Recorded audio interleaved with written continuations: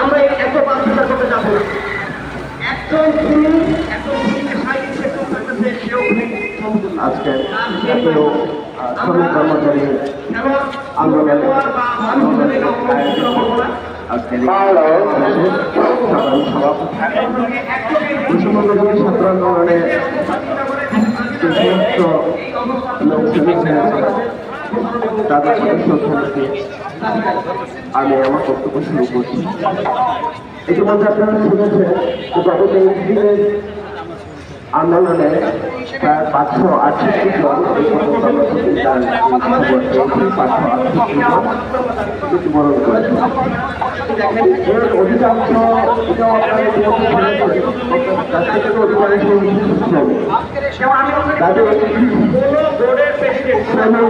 যখন আমরা বলি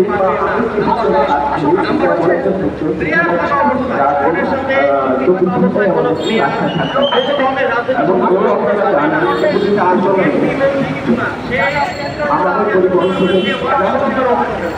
পরিবহন অংশগ্রহণ করেন সেই আন্দোলনে আমাদের সৈনিকরাও অধিকাংশই মৃত্যুবরণ করেন, আহত হন। স্যার ভিডিও চলতে আছে। আমাদের খবর পেয়েছি প্রায় 13 জনের মতো। আমি সম্পূর্ণ ইয়েটা জানি না, সুরক্ষিতটা আমি জানি না, তবে 13 জনের মতো পরিবহন শ্রমিক নিহত হয়েছে। আর আহত কত হয়েছেন তার ডাটা আমার কাছে নাই। তো আমাদের সারা দেশে পরিবহন শ্রমিকদের পক্ষ থেকে আপনারা জানেন প্রায় 70 লক্ষ পরিবহন শ্রমিক সারা দেশে কাজ করে। সেই পরিবহন শ্রমিকের পক্ষ থেকে যে সমস্ত শ্রমিকরা এই আন্দোলনে নিহত হয়েছে তাদের সারা জীবন আয়ের এবং যারা আহত হয়েছে তাদের চিকিৎসা এবং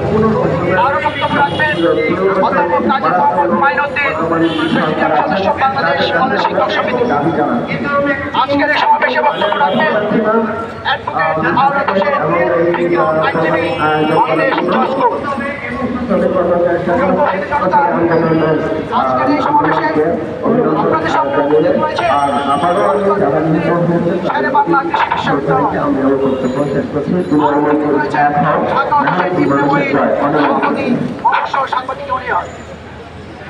দেশবাসী আজকের সমাবেশে বক্তব্য রাখবেন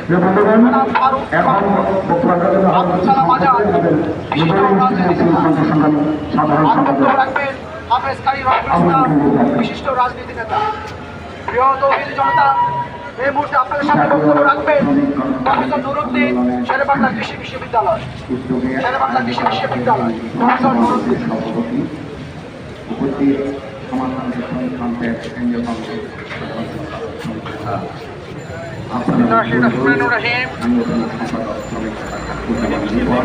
ডক্টর ইউনুস পরিষদ কর্তৃক আজকের এই অনুষ্ঠানে 2024-এর বৈষম্য বিরোধী ছাত্র আন্দোলনের এই বিজয় উল্লাসে আমি সবাইকে সুস্বাগত জানাই, আরো স্বাগত জানাই। বাংলাদেশের অ্যাসেট, বাংলাদেশের রতন, আমাদের গর্ব, আমাদের অহংকার একমাত্র নোবেল লরিয়েট ডক্টর ইউনূসের নেতৃত্বে আমাদের উপদেষ্টা পরিষদ। আমরা সবসময় চেয়ে আছি এরকম একজন কান্ডারির অপেক্ষায়, যে কান্ডারি বাংলাদেশকে সঠিক পথ নির্দেশনা দেবেন। আন্তর্জাতিক বিখ্যাত ব্যক্তিত্ব ডক্টর ইউনূসের নেতৃত্বে আমাদের এই বাংলাদেশ এগিয়ে যাবে। বন্ধুগণ, বৈষম্য বিরোধী 2024-এর আন্দোলনে আমি স্মরণ করি আবু সাঈদ রাষ্ট্রকে। সেই আবু সাঈদ শেখ হাসিনার পতনে, খুনি শেখ হাসিনা ফ্যাসিস্টের পতনে আন্দোলনকে স্পার্ক করেছিল। আমি স্মরণ করি সেই মুগ্ধকে, যে ক্লান্ত শ্রান্ত পিপাসার্থ আন্দোলনকারীদেরকে পানি খাওয়াতে গিয়ে আত্মাহুতি দিয়েছে। আমি স্মরণ করি ওই 4 বছরের ইয়াকুবকে, আমি স্মরণ করি ওই 3.5 বছরের বাচ্চা উনি হাসিনা যাকে খুন করতে তার দ্বিধা হলো না, তার হাত কাঁপলো না, সেই আহাতকে আমি স্মরণ করি। এই আন্দোলনে আমার বাংলাদেশের অগ্নিকন্যাদের